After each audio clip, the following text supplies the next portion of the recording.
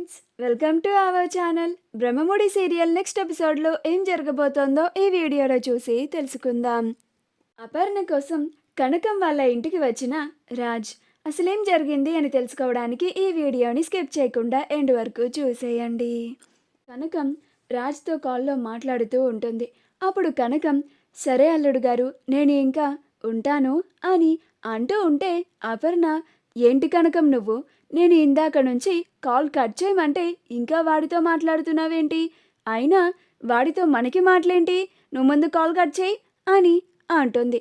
అప్పుడు కనకం అలాగేనమ్మా అని కాల్ని కట్ చేస్తుంది. అప్పుడు రాజ్ మమ్మీ మమ్మీ అని అంటూ ఉంటాడు. ఈలోగా కాల్ కట్ అయిపోతుంది. అప్పుడు ఇందిరాదేవి, మీ అమ్మ అలిగి ఎక్కడికి వెళ్ళిందో ఇంత కరెక్ట్గా కనిపెట్టావు కదా రాజ్, మరి మీ అమ్మ మనసును కూడా తెలుసుకొని మీ అమ్మకి ఏం కావాలో అది చెయ్యి. మీ అమ్మ నీ మీద అలిగి ఈ ఇంట్లో నుంచి వెళ్ళిపోయింది. నువ్వేం చేస్తావో నాకు తెలీదు. ఇప్పటికీ నీ వల్ల ఈ ఇంటి కోడళ్ళు ఇద్దరు గడప దాటి వెళ్ళిపోయారు. వాళ్ళిద్దరిని తిరిగి మళ్ళీ ఈ గడప దాటించే ఇంట్లోకి తీసుకురావాల్సిన బాధ్యత నీదే అని అంటుంది. అప్పుడు సుభాష్, అవును రాజ్, నాకు మీ మమ్మీ కావాలి. నువ్వేం చేస్తావో నాకు తెలియదు. సాయంత్రంలోగా మీ మమ్మీ ఇంట్లో ఉండాలి, లేకపోతే నిన్నేం చేస్తానో కూడా నాకే తెలియదు అని అంటాడు. మా పెళ్ళైన తర్వాత మీ మమ్మీ ఈ ఇంట్లో నుంచి గడప దాటి ఇలా అలిగి వెళ్ళిపోవడం ఇదే మొదటిసారి. దానికి కారణం నువ్వే రాజ్. అందుకే నువ్వు నీ తప్పుని సరిదిద్దుకొని కావ్యని, మీ మమ్మీని ఇద్దరిని ఈ ఇంటికి తీసుకొనిరా అని అంటాడు. అప్పుడు రాజ్, నేను ఆ కళావతిని ఈ ఇంటికి తీసుకొని రాను అని అంటాడు. అప్పుడు సుభాష్ అలానే కోపంగా చూస్తూ ఉంటాడు. ఏంట్రా అని అంటాడు. అప్పుడు రాజ్, అవును డాడ్, నేను ఆ కళావతిని ఇంటికి తీసుకొని రాను, కానీ ఎలాగైనా సరే మమ్మీ కాళ్ళు పట్టుకొని అయినా బతిమిలాడైనా సరే మమ్మీని మాత్రం ఈ ఇంటికి తీసుకొని వస్తాను అని అంటాడు. అప్పుడు రుద్రాని రాజ్ వెళ్ళబోతూ ఉంటే, చాలా బాగుంది రాజ్, నిన్ను నీ భార్యని కలపడానికి మీ అమ్మ ఇదో కొత్త నాటకం మొదలుపెట్టింది, అది కూడా ఆ కనకంతో కలిసి. నువ్వే ఆలోచించుకొని జాగ్రత్తగా ఉండు రాజ్ అని అంటుంది. అప్పుడు సుభాష్, నా భార్య అలిగి ఈ ఇంట్లో నుంచి వెళ్ళిపోతే నాటకం ఆడుతుంది అంటావా? పళ్ళు రాలిపోతాయి రుద్రాని ఎక్కువ మాట్లాడితే అని అంటాడు. అప్పుడు రుద్రాని నోరు మూసుకొని ఉంటుంది. అప్పుడు ఇందిరాదేవి, అయిందా, బాగా అయిందా, లేకపోతే ఎంత పడితే అంత మాటలు అనేస్తున్నావు. వాడు కాబట్టి ఆ మాటని ఊరుకున్నాడు. ఇంకొకసారి నా పెద్ద కోడలి గురించి కానీ కావ్య గురించి కానీ తప్పుగా నీ నోట్లో నుంచి వచ్చిందా, ఈ ఇంట్లో నుంచి తక్షణమే గెంటి పారేస్తాను. వెళ్ళి రోడ్డు మీద నువ్వు నీ కొడుకు అడుక్కుందురు కానీ అని అంటుంది. అప్పుడు స్వప్న, అలా మాటలాడడం ఎందుకు, ఇలా అనిపించుకోవడం ఎందుకత్తా, నీ నోరు కుదురుగా అసలు ఒక్కసారి కూడా ఉండదా అని అంటుంది. అప్పుడు రుద్రాని రాహుల్ ఇద్దరూ మూతి ముడుచుకొని సైలెంట్గా ఉంటారు. అప్పుడు ఇందిరాదేవి, రాజ్, నువ్వెళ్ళి మీ అమ్మని నీ భార్యని ఇంటికి తీసుకొనిరా అని అంటుంది. అప్పుడు రాజ్ కనకం వాళ్ళ ఇంటికి బయలుదేరతాడు. అలా రాజ్ తన కారులో కనకం వాళ్ళ ఇంటికి వెళ్తూ ఉంటాడు. అలా సీతారామయ్య, ఏంటి చిట్టి, అసలు కోడలు మనతో ఒక్క మాట కూడా చెప్పకుండా ఈ ఇంట్లో నుంచి వెళ్ళిపోయింది, నాకు ఇది మంచి పద్ధతిలాగా అనిపించడం లేదు చిట్టి అని అంటాడు. అప్పుడు ఇందిరాదేవి, మన కోడలు మంచి కోసమే ఇలా చేసింది బావా, మన కోడలు ఇలా చేయడం వల్ల వాడు దిగి వెళ్ళి ఇప్పుడు కనకం వాళ్ళ ఇంటికి వెళ్తున్నాడు.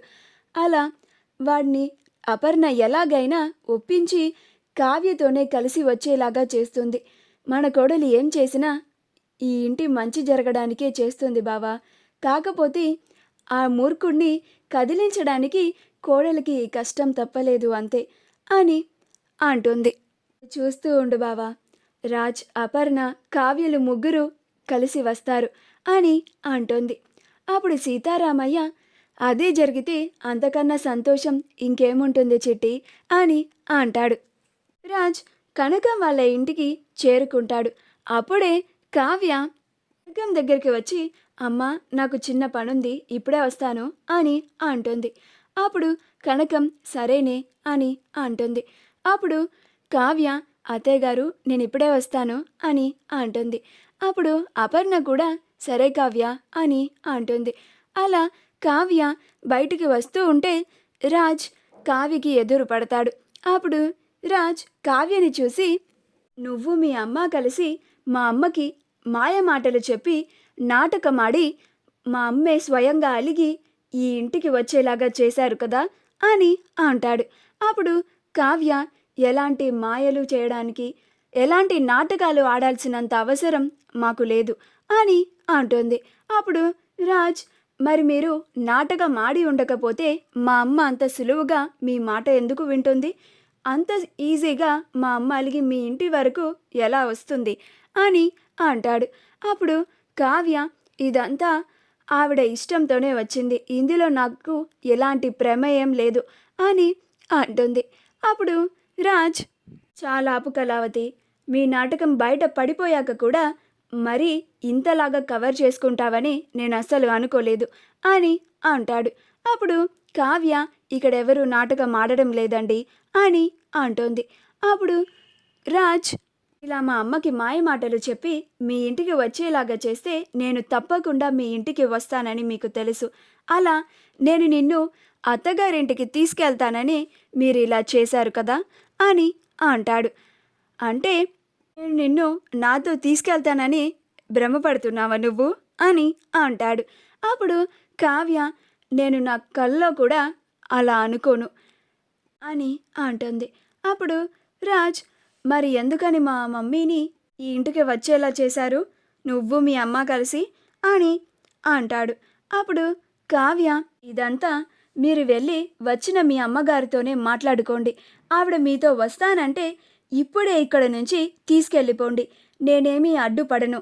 దయచేసి ఇందులో నా తప్పేమీ లేదు, నా తప్పు లేనప్పుడు నన్ను మాటలు అనకండి అని అంటుంది. అప్పుడు రాజ్, ఇందులో నీ పాత్ర ఖచ్చితంగా ఉంది అని అంటాడు. నువ్వు మీ అమ్మ కలిసి నన్ను మా మమ్మీని మా కుటుంబానికి దూరం చేయాలని చూస్తున్నారు అని అంటాడు. అప్పుడు కావ్య, ఏ తప్పు లేకపోయినా కానీ ప్రతిసారి నన్ను అనడం మీకు అలవాటే కదా, అనండి, ఎన్నైనా అనండి, కానీ ఇప్పుడు మాత్రం నేను మీరు ఏమన్నా పడడానికి మాత్రం సిద్ధంగా లేను. అప్పుడు అంటే మీ భార్యగా అనుకున్నాను కాబట్టి మీరు ఎన్నన్నా భరించాను, ఓపిక పట్టాను. కానీ ఇప్పుడు ఒక లెక్క, ఇప్పుడు ఒక్క మాట కూడా పడే ప్రసక్తే లేదు అని అంటోంది. మా వీడియో కనుక మీకు నచ్చినట్లయితే లైక్ చేయండి, షేర్ చేయండి, మా ఛానల్ని సబ్స్క్రైబ్ చేసుకోండి, పక్కనే ఉన్న బెల్ ఐకాన్ని క్లిక్ చేయడం మాత్రం మర్చిపోకండి.